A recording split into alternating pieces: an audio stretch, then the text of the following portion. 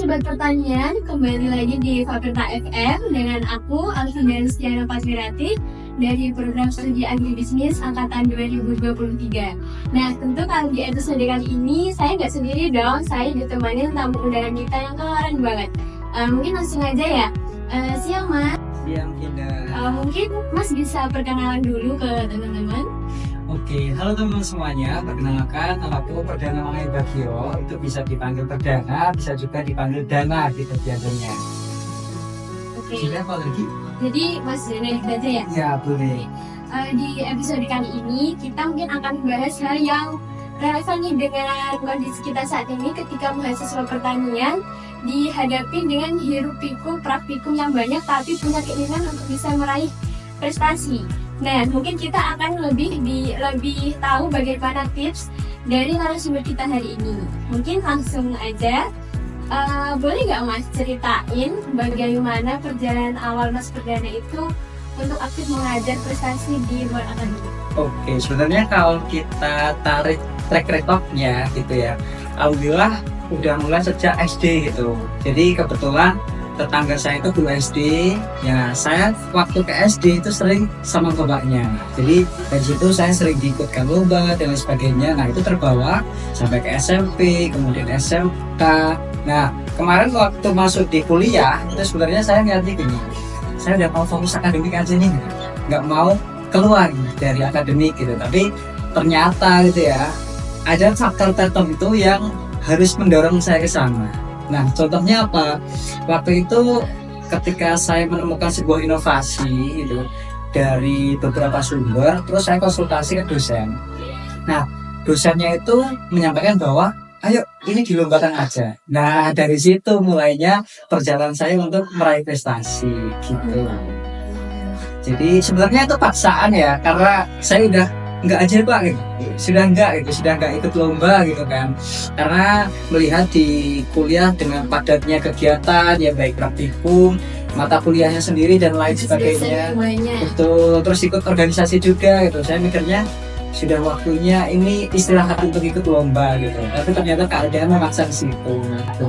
Itu pas kalian jadi udah mulai ikut lomba itu dari semester awal banget? Betul, semester awal waktu maba. Dan yang menarik adalah itu lomba pertama ketika kuliah dan lombanya langsung internasional. Masya Allah ya. Gitu. Keren-keren. Jadi sebenarnya takutnya karena itu juga ya internasional gitu. Jadi langsung dapat internasional, mungkin ketagihan lagi buat lagi dan lagi. Betul. Mungkin prestasi yang udah Mas Perdana raih itu apa aja sih Mas sampai semester sekarang? Oke, kalau dari maba sampai saat ini tuh saya waktu semester 1 sampai semester 4 mungkin ya, semester 4 itu lebih ke lomba esai gitu. Jadi beberapa kompetisi yang saya juarai itu di bidang esai, penulis gitu. Jadi menemukan sebuah inovasi kemudian kita tulis dan dilombakan. Kemudian semester 5, semester 6 gitu saya fokus ke pendanaan startup, pendanaan bisnis, kemudian ada juga PPK Ormawa kayak gitu. Kemudian kemarin semester 7 ini menuju ke semester 8 itu alhamdulillah dapat pendanaan juga dari Pertamina. Nah dari Pertamina, jadi alhamdulillah saya dan tim waktu itu menjadi pemenang proyek sosial kategori sociopreneur gitu. Kemarin kita diamanai untuk mengolah uang 50 juta gitu. Kemudian yang terakhir untuk menutup semester 7 kemarin saya pergi ke Lombok, ada lomba kisah inspiratif gitu, dan alhamdulillah juara 1 tingkat nasional di Lombok waktu itu. Mungkin kebiasaan atau rutinitas yang dilakukan Mas Perdana itu terus sangat berpengaruh untuk menjadi mahasiswa berprestasi jadi seperti sekarang itu yang gimana sih? Tentunya poin utamanya adalah belajar, dan belajar itu dari semua aspek.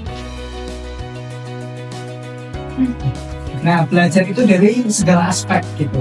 Misalnya belajar untuk menambah relasi. Nah, belajar untuk mencari mentor. Kadang saya ngobrol sama teman-teman, mereka itu takut untuk berkenalan dengan orang baru. Ya, takut untuk mencari mentor. Padahal kuncinya adalah ketika kita mau memulai jalan, ya kan, dan sudah ada orang yang lewat situ, gitu, kita mudah mungkin dituntunnya, dikasih tahu di sana itu ada lubang, lo hati-hati ya kan. Kalau di sana itu nggak ada apa-apa, lurus aja, agak kenceng nggak apa-apa. Nah, makanya saya sering menyarankan kepada teman-teman bahwa carilah mentor. Tapi ada beberapa yang takut gitu. Emang mau itu sama aku gitu kan? Emang boleh aku belajar ke sana? Nah, ketakutan itulah yang harus kita hindari. Makanya kita harus belajar untuk menambah relasi dengan mencari mentor gitu.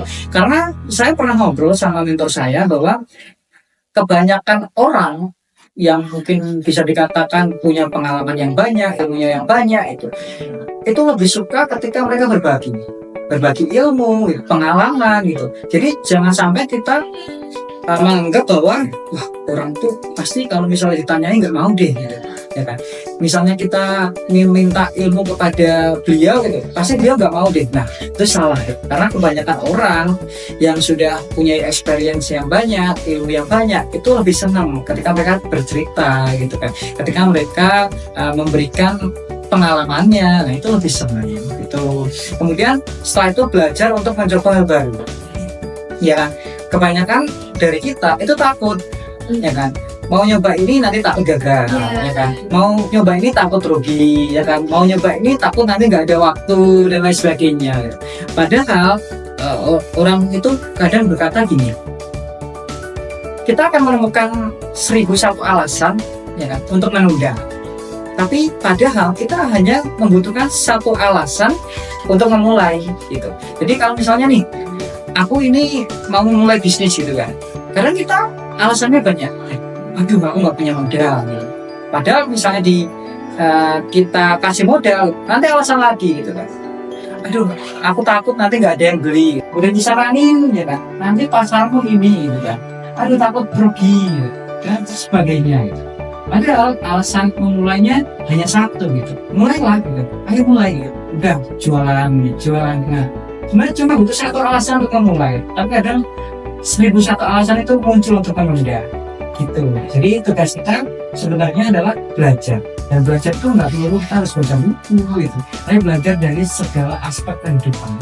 Itu sih tidak. Belajar sebenarnya sih Mas. Betul. Oke, mungkin ada tips nggak Mas buat mahasiswa yang ingin ikutin lomba-lomba? Sama aku mau tanya, Mas Fadila itu punya inspirator dalam perjalanan perjalanan dalam menggapai prestasi? Oke, kalau inspirator tentunya tidak hanya satu, karena tadi seperti yang saya sampaikan di awal adalah mencari mentor, ya kan. Nah, di situ saya banyak sekali mentornya gitu, baik di bidang prestasi, bisnis, kemudian ada di bidang masyarakat dan lain sebagainya. Jadi inspirator saya itu banyak gitu, tidak hanya satu gitu. Kalau misalnya disebutkan susah gitu, saya menyebutnya susah gitu, karena takut tidak tersebut semua gitu kan. Jadi inspirator saya banyak. Yang penting adalah beliau itu yang bergerak di bidang yang ingin saya pelajari. Misalnya saya ingin belajar bisnis, maka inspirator saya ada di bidang bisnis. Saya ajak kenalan gitu, minta bimbingannya. Nah, di situ mulailah tercipta inspiratornya gitu kan. Di bidang pendidikan juga sama, bidang sosial juga sama gitu. Kemudian tadi